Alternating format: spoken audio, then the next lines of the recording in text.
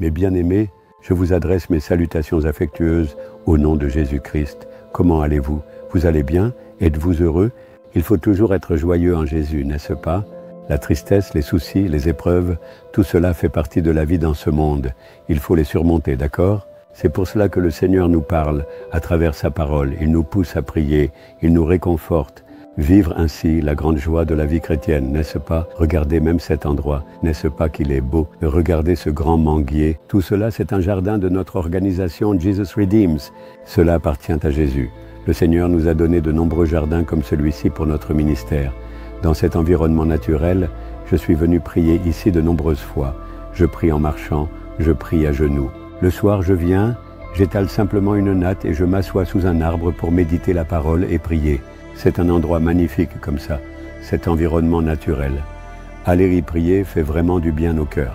Même Jésus-Christ, si vous remarquez, est monté sur la montagne pour prier. Il est allé prier dans le jardin de Gethsémanée. On voit cela, n'est-ce pas? Si vous avez une telle opportunité, sortez de la maison. Les filles ne peuvent peut-être pas y aller, mais les garçons peuvent, n'est-ce pas? Les hommes peuvent y aller. Allez-y, attendez là-bas et priez. Vous pourrez ressentir la différence. Bon, laissons cela de côté. Ce qui est crucial, demain commence notre grande fête de la résurrection. Vous avez vu les publicités pour la fête de la résurrection? Dans cette fête de la résurrection, il y a une grande célébration pour accomplir un miracle dans le domaine où vous avez un problème. La fête de la paix, la fête de la guérison, la fête de la délivrance, la fête des bénédictions, la fête pour les enfants, la fête pour les jeunes. Vous avez vu tout cela? Venez y participer et soyez bénis. Il a été promis que Jésus accomplira des miracles à chaque grande fête. Nous prions avec beaucoup d'enthousiasme et nous nous préparons pour vous. Nous jeûnons et prions depuis plusieurs jours. Venez aussi recevoir la bénédiction.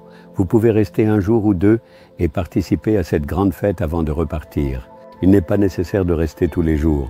Vous pouvez venir à l'heure prévue, participer et repartir avec la bénédiction. C'est selon votre convenance. Bon, aujourd'hui, vous attendez avec impatience de savoir quel message le Seigneur veut vous transmettre. Dans le livre des Psaumes 40, verset 17, une belle prière d'un fidèle est écrite.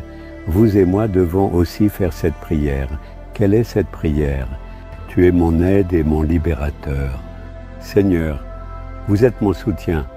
Vous êtes celui qui me délivre. Vous avez besoin d'un soutien, n'est-ce pas? Si vous voulez vivre une vie sainte, une vie victorieuse, si vous voulez que ce que vous entreprenez réussisse, un soutien, une aide, le Seigneur sera ton soutien. Je serai ton soutien. Je te garderai dans la sainteté, je t'aiderai à surmonter les épreuves.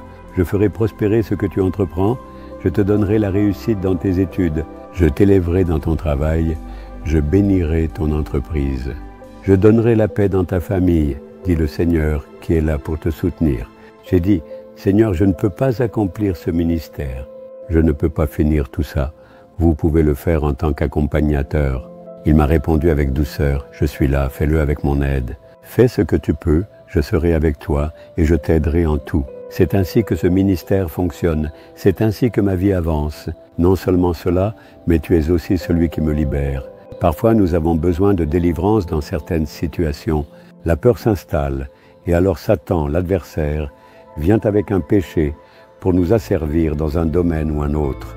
Il apportera la peur, il apportera le découragement, il provoquera des problèmes. Il créera même des pièges tout autour, au point qu'il semblera impossible pour nous de nous en sortir. Mais le Seigneur dit, je suis là pour te donner la délivrance. N'aie pas peur. Dans le cheminement de mon ministère, j'ai traversé tant d'épreuves et de pressions, au point où le diable m'a oppressé à un niveau tel que je pensais que c'était la fin.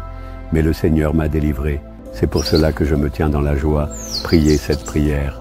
Seigneur, tu es mon soutien, tu es celui qui me délivre. Tu me donneras la délivrance de cette impasse, de cette pression, de cette affliction.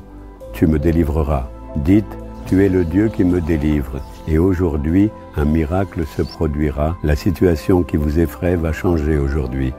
Une délivrance va avoir lieu. Jésus agira pour vous. C'est seulement lorsque vous l'appelez qu'il regarde vers vous. Vous devez l'appeler, comme Pierre, qui est en train de sombrer dans la mer, a crié « Seigneur, sauve-moi ». Aussitôt, Il a tendu la main et l'a relevée. Il sait tout. Si j'étais resté dans ma barque, j'aurais coulé. Vous devez l'appeler, vous devez le dire à haute voix. Seigneur, tu es mon secours, tu es celui qui me délivre. Je crois en toi. Dites-le et vous verrez des miracles se produire. Le dites-vous maintenant? Alors tournez-vous vers le Seigneur, fermez les yeux un instant. Seigneur, tu es mon secours. Tu es celui qui me délivre.